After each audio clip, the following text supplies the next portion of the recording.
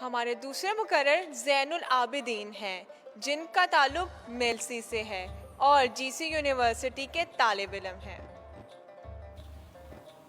شادی خانے میں موجود سینکڑوں گدھ لقمے نوچنے کے بعد اس محنت کش کی لاش کو اس کے لواحقین کے گھر پھینکنے جائیں گے، کیونکہ ان کے نزدیک غریب بچوں کو یتیم کرنا معمولی بات ہے۔ دکھ تو اس بات کا ہے صدر علی وقار کہ جن کو پیدا ہی درد دل کے واسطے کیا گیا تھا، آج ان کے سینوں میں دل نہیں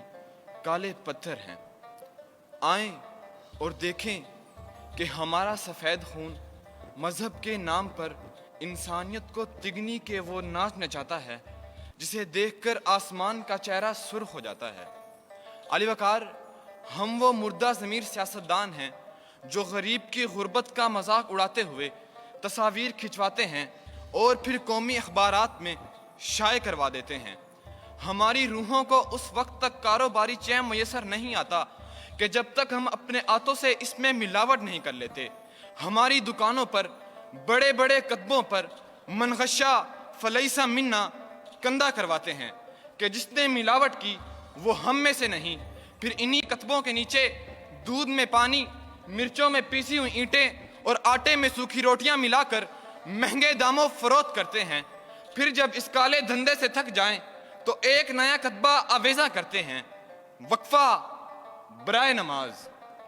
علی وقار، ہمارے کوچہ و بازار سے لے کر سرکاری درباروں تک ہمارے مردہ ضمیر اہل وطن کی ننھی کلیوں کو اپنے ہوس کا نشانہ بناتے ہوئے کچل دیتے ہیں، لیکن جب انسانیت یہ منظر دیکھتی ہے تو کانپ اٹھتی ہے اور پکارتی ہے کہ کہاں ہے ارض و سما کا مالک کہ چاہتوں کی رگے کرے دے، ہوس کی سرخی رخ بشر کا حسین غازہ بنی ہوئی ہے، کوئی مسیحا ادھر بھی دیکھے، کوئی تو چارہ گری کو اترے، افق کا چہرہ لہو میں تر ہے، زمین جنازہ بنی ہوئی ہے۔ افق کا چہرہ